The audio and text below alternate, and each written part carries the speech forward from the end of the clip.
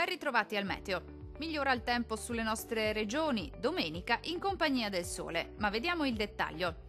Sul Veneto la perturbazione atlantica che nei giorni scorsi ha colpito il nostro territorio regalerà una breve tregua. Ecco dunque che sarà piuttosto soleggiato su tutti i settori e il cielo si presenterà sereno o poco nuvoloso, ma entro la nottata saranno possibili nuove piogge. Temperature minime tra 12 e 15 gradi, massime comprese invece tra 18 e 21 gradi circa. Vediamo ora che tempo farà sul Friuli Venezia Giulia.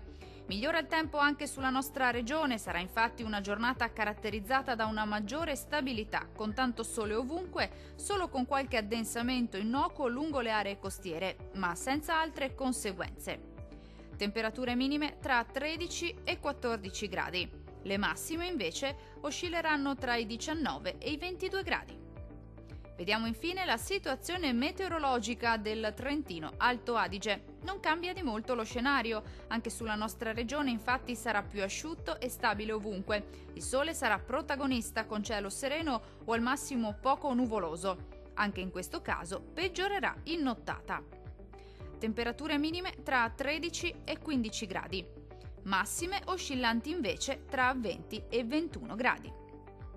Dal meteo di Antenna 3 per ora è tutto. Arrivederci al prossimo aggiornamento.